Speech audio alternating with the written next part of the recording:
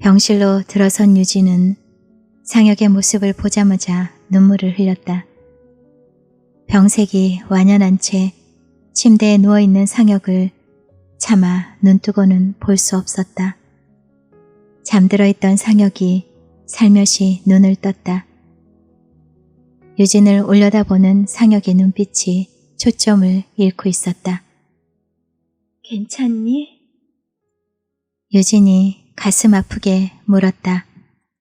그럴 필요 없어. 우리 어머니가 널 찾아가 애원하고 애들이 전화를 해서 내가 너 때문에 죽어간단 말을 듣고 여기서 우는 거라면 그럴 필요 없어. 미안해.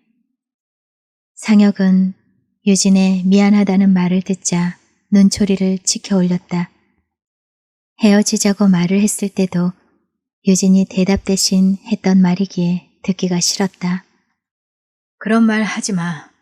너 편하자고 그러면 너 간 다음 나 어떡하니? 지금처럼 내 옆에 있어줄 수 있어?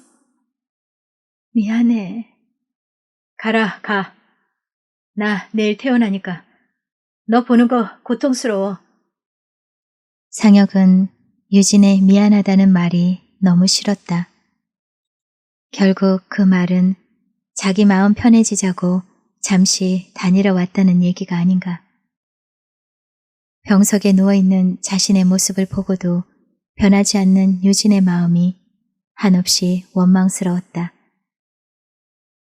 그것은 10년을 함께 보낸 사람이라면 가질 수 없는 마음이었다. 상혁의 차가운 눈길을 받으며 유진이 병실을 나왔다.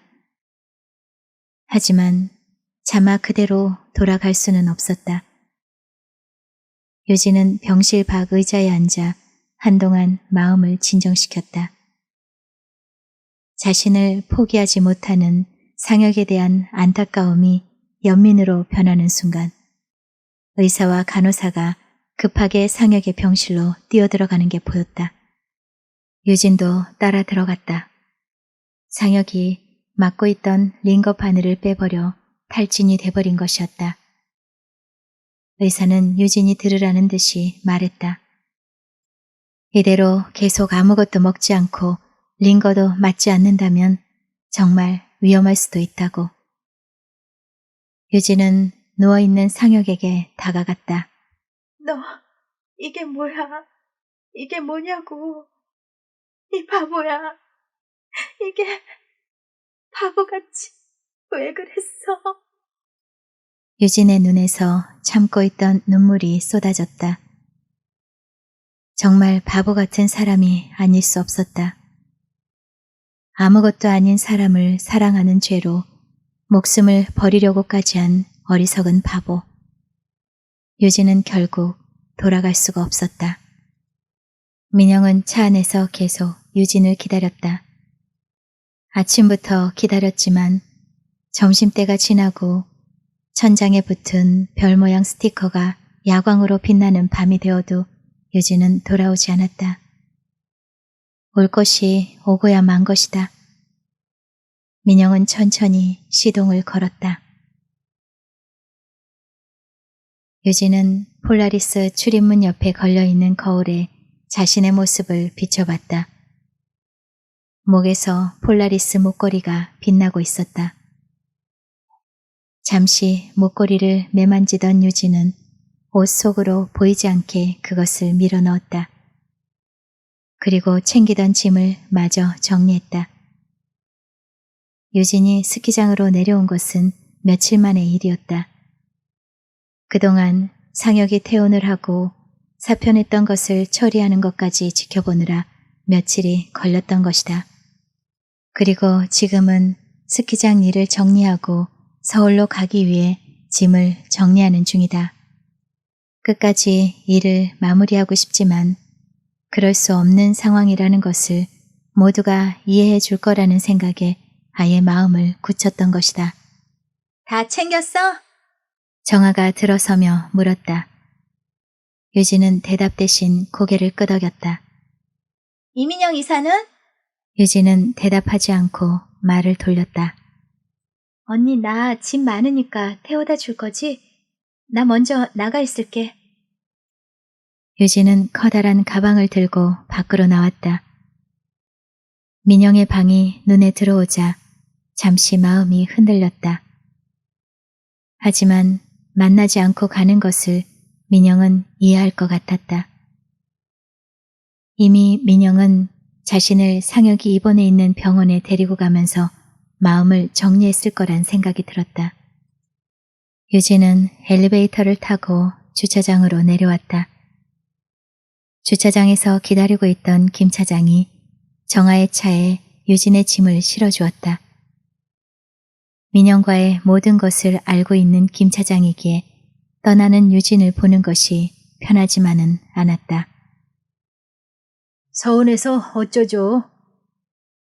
김 차장에게 작별 인사를 하려고 고개를 돌리던 유진은 멀리서 자신을 지켜보고 있는 민영과 눈이 마주쳤다. 어차피 한 번은 부딪혀야 할 일이었다. 유진은 민영과 하얀 눈길을 한동안 말없이 걸었다. 민영과 몇 번 걸었던 길이기도 했다.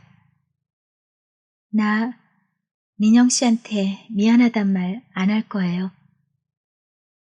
민영은 무표정하게 유진을 바라보고 있었다. 민영 씨는 나한테서 가장 중요한 걸 가져갔으니까, 내 마음을 가져갔으니까 나 하나도 미안하지 않아요.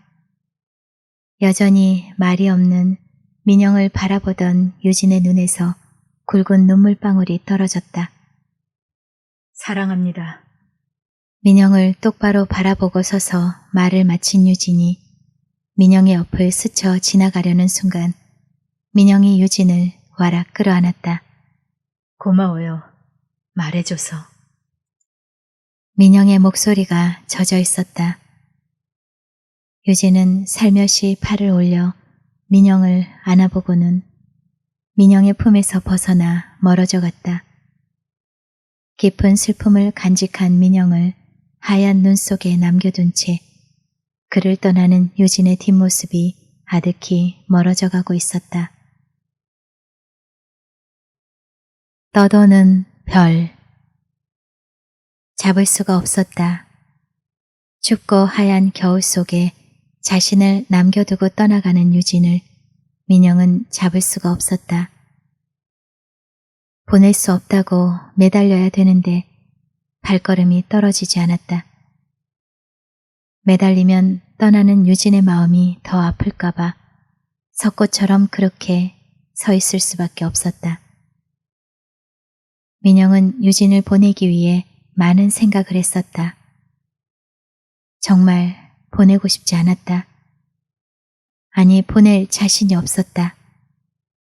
하지만 아파하는 유진의 모습을 보는 것보다는 차라리 보내는 게 나을 거라 생각했다. 그래도 유진은 남겨진 민영이 아파할까봐 자신의 마음을 남겨두고 떠났다. 그림자가 아닌 옆에서 숨쉬고 말하고 함께한 시간들을, 그 시간 속에서 나누었던 마음을 민영의 가슴에 남겨준 것이다. 그것마저 남겨주지 않았다면 민영은 돌아서 가는 유진을 붙잡고 몸부림을 쳤을 것이다. 사람을 사랑하는 게 뭔지, 사랑이 무엇인지를 너무도 잘 아는 유진의 마지막 선물이었다. 민영이 그 선물을 끌어안고 죽을 만큼 괴로워할지라도 그 선물은 아무에게나 주어지는 선물이 아니었다. 민영은 유진이 남기고 간 발자국들을 따라 천천히 걷기 시작했다. 유진의 발자국이 더 이상 보이지 않는 곳에서 민영은 멈춰섰다. 유진의 발자국이 다른 사람들의 무수한 발자국들과 섞여 더 이상 그 흔적을 남기지 않고 있었다. 민영은 두리번거리지 않았다. 거기까지가 민영이 가야 할 곳이었던 것이다. 민영은 돌아섰다. 유진과 함께 걷던 스키장 이곳저곳에서 민영은 애절한 얼굴로 서 있는 유진을 만나고 있었다. 약하게 불던 눈바람이 한바탕 거세게 불어왔다. 가슴속의 아픔을 쓸어가기라도 하려는 듯. 민영은 다시 발길을 돌렸다. 설원 가득 희뿌연 눈을 뿜어내는 곳으로 다가갔다. 울고 싶어도 그런 모습을 보고 가슴 아파할 유진 때문에 울 수도 없었지만 이제는 울 수 있었다. 소리내어 펑펑 울어도 자신을 지켜볼 유진이 이젠 없으니 목까지 차있던 슬픔이 울음되어 쏟아지기 시작했다. 이렇게 유진 씨 보낸 거 정말 잘한 일이죠. 그리고 가던 길이 너무 힘들어져서 갈 수 없으면 그땐 꼭 다시 돌아와요. 난 언제까지 그 자리에 있을 테니. 유진을 태운 정아의 차가 스키장을 벗어나기 시작했다. 창밖으로 시선을 던지고 있던 유진이 아득히 멀어져가는 스키장을 돌아보았다. 붉게 충혈된 유진의 두 눈에서 쉼없이 눈물이 흘러내렸다. 유진은 흐르는 눈물을 멈출 수 없었다. 스키장을 완전히 벗어나자 유진은 죽을 만큼 고통스러웠다. 가슴을 짓누르는 아픔으로 인해 숨조차 쉴 수 없었다. 몸은 서울로 가고 있지만 두고 온 마음이 민영의 텅 빈 가슴 속에서 아프게 떠들고 있을 것 같았다. 다시 태어나면 꼭 민영 씨 옆에 있을게요. 살아서 같이 있어주지 못해 정말 미안해요, 민영 씨. 지나간 시간을 돌이킬 수 없듯 흐르는 시간 또한 막을 수 없다. 스키장을 떠나온 날 죽을 것만 같던 고통도 흐르는 시간 속에서 조금씩 그 무게를 덜어내고 있었다. 꽤 오랜 시간 동안 유진은 책상 앞에 앉아 있었다. 하지만 승용에게 스키장 공사 마무리 작업에 대한 인수인계를 한 것 외에는 아무 일도 할 수가 없었다. 일이 손에 잡히지 않았다. 넋을 잃고 초점 없이 앉아있던 유진은 습관적으로 휴대폰을 꺼내들었다. 부재 중에 4통의 전화가 와 있었다. 수신 번호를 확인하자 모두 민영에게서 온 전화였다. 멍하니 전화기의 화면을 보고 있는데 누군가 계단을 내려오는 소리가 들렸다. 상혁이었다. 퇴원 후 처음으로 출근한 상혁이 유진과 함께 퇴근하기 위해 들른 곳이었다. 어머니가 저녁 먹으러 오래. 다 끝났지? 예고 없이 찾아온 상혁을 본 유진은 잠시 당혹스러웠다. 상혁의 차를 타고 상혁의 집으로 가는 동안 유진은 숨조차 크게 쉴 수 없었다. 민영에 대한 그리움과 상혁에 대한 미안한 감정이 동시에 일어나 유진을 괴롭혔다. 박지영은 상혁이 퇴원한 후, 아니 그 이전 유진이 상혁에게 돌아온 후부터 너무도 많이 달라져 있었다. 예전에 유진에게 따뜻한 눈길을 한번 주지 않던 그때의 박지영이 아니었다. 아들의 목숨을 구해준 은인 대하듯 자신에게 최선을 다하는 모습이 유진은 부담스러울 정도였다. 아들을 2번 잃고 싶지 않은 어머니의 현명한 선택이었다. 그러나 박지영은 신혼집을 구해주겠다는 자신의 말에 상혁이 유학을 가겠다며 나섰을 때는 좀 서운했다. 어머니의 마음을 모르는 아들 상혁이 야속했다. 그러나 어디가 아프거나 힘들어하는 것보다는 낫다는 생각에 어머니는 서운한 마음을 접을 수 있었다. 상혁의 집을 나온 유진은 집까지 오는 동안 아무 말도 하지 않았다. 상혁이 아무런 상의도 없이 부모님께 유학을 가겠다고 한 것도 따지고 보면 모두 자신 때문이란 생각이 들었다. 유진의 마음속에 있는 또 다른 누군가를 지울 수 없다는 것을 너무 잘 알고 있기에 상혁이 선택한 방법이었다. 차에서 내린 유진은 상혁을 물끄러미 바라보았다. 이 땅을 떠난다고 해서 유진의 마음속 깊이 자리 잡고 있는 누군가를 잊을 거라고 생각하는 상혁이 가엾게 느껴졌다. 유진이 죽은 사람을 10년 넘게 기억하고 그와의 추억을 더듬으며 사는 것을 상혁이 잠시 잊은 거라는 생각이 들었다. 유학 가는 거 괜찮지? 너도 전에 공부 더 했으면 했잖아. 미안한 마음이 들었는지 유진의 눈치를 살피며 상혁이 물었다. 좋아. 긍정의 대답이었다. 하지만 상혁의 귀에는 그렇게 들리지 않았다. 결혼 준비는 간단하게 하고 식만 올린다 생각해. 이번에도 유진은 짧게 대답했다. 괜찮으니까 좋을 대로 하라고. 순간 상혁의 안색이 유진의 마음이 완전히 정리되지 못했다는 생각이 들어 불안스럽게 변하기 시작했다.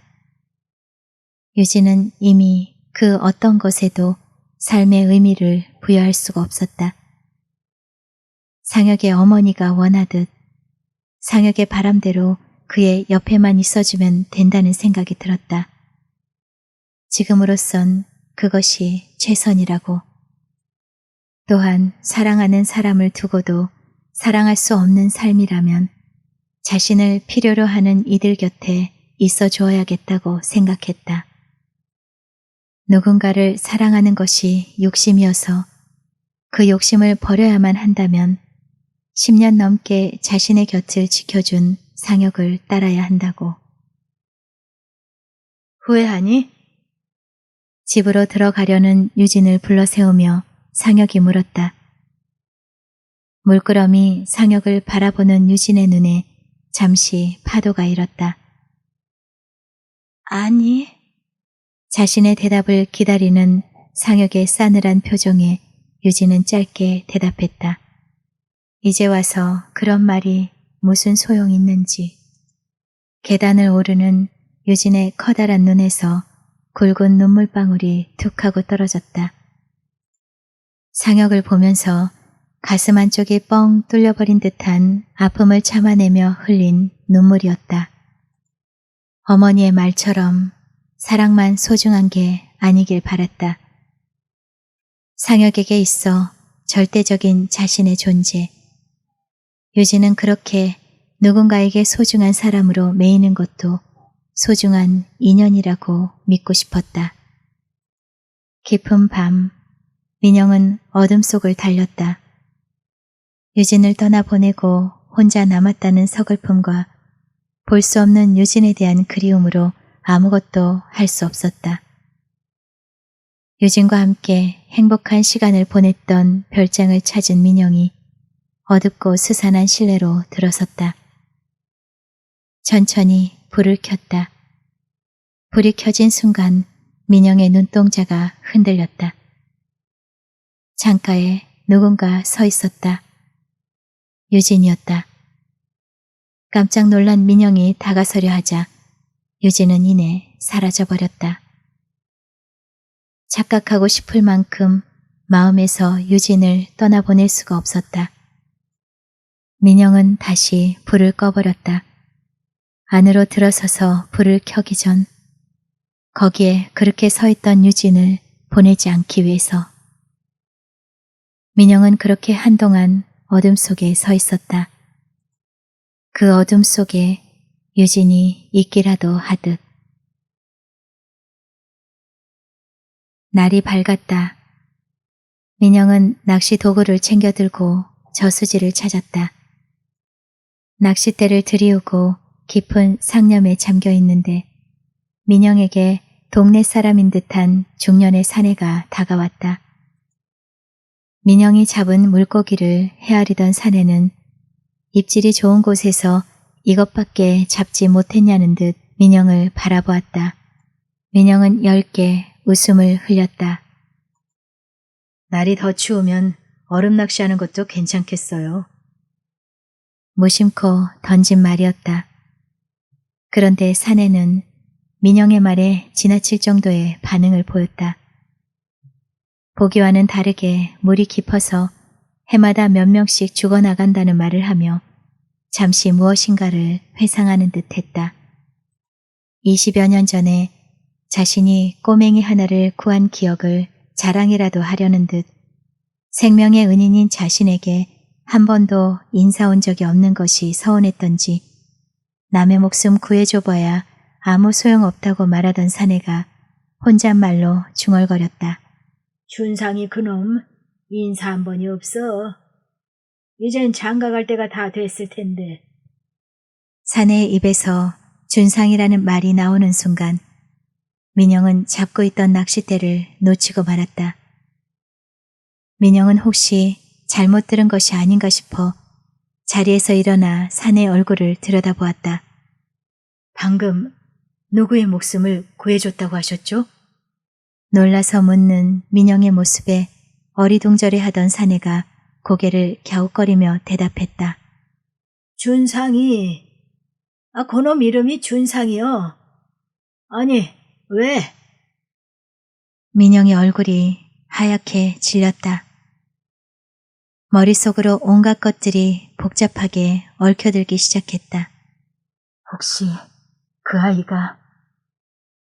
민영은 서둘러 자리를 떠났다. 그리고 누군가에게 다급하게 전화를 걸었다.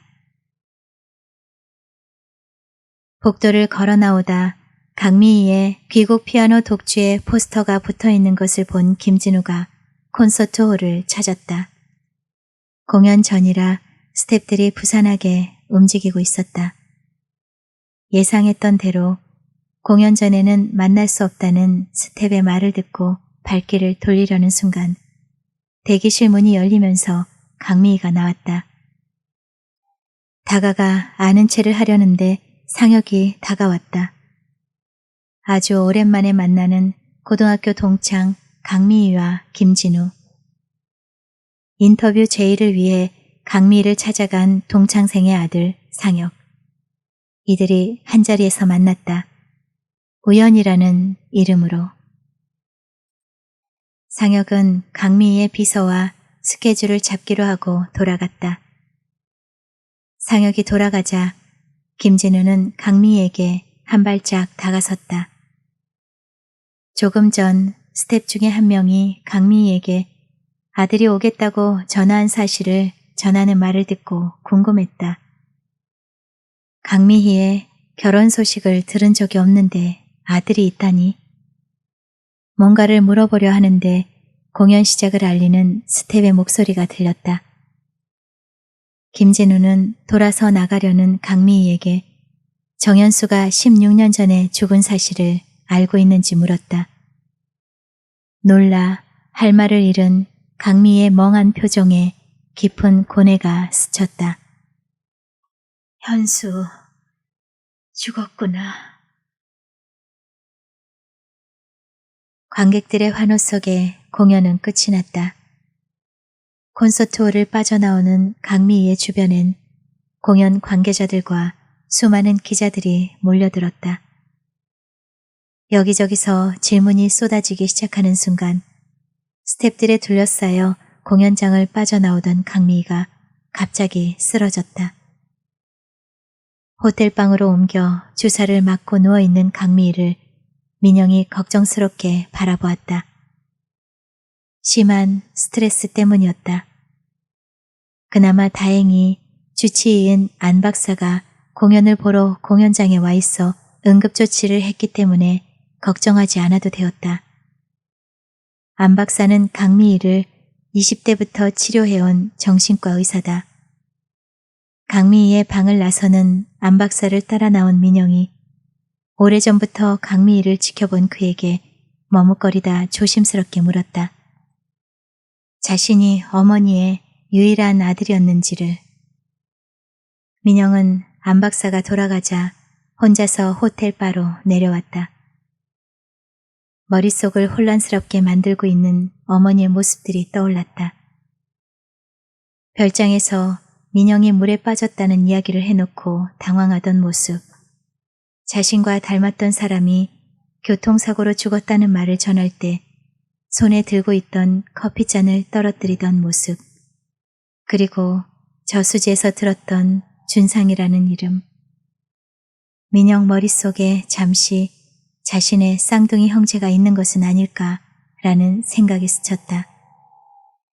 현재로서는 정확한 것은 아무것도 없었다. 모든 것이 혼란스러워 견딜 수가 없었다. 꽤 많은 양의 술을 단숨에 마셨다. 계속해서 술잔을 비우는데 전화벨이 울렸다. 채린이었다. 민영은 무슨 말인가를 열심히 하고 있는 채린의 전화를 간단히 끊었다. 술을 마시고 있는 민영의 곁으로 채린이 다가왔다. 민영의 옆자리에 앉은 채린이 걱정하는 눈빛으로 민영을 바라보았다. 민영은 중얼거리듯 채린을 보며 말했다. 강준상이 자신과 닮았다면, 착각할 만큼 닮았다면 자신과 무슨 연관이 있는 것은 아닌지, 혹시 먼 친척이라든지 몰랐던 쌍둥이 형제라든지, 그것도 아니면 자신이 준상이든지. 말을 하는 민영도 어이가 없는지 허탈하게 웃었다. 듣고 있던 채린이 빈정대며 말했다. 준상이가 되고 싶을 만큼 유진이를 잡고 싶은 거야? 민영은 아무런 대꾸도 하지 않았다. 그런 민영이 한심하다고 여긴 채린이 다시 빈정댔다. 당장 유진에게 가서 준상이라고 말하라고. 듣고 있던 민영이 피식 소리내어 웃었다.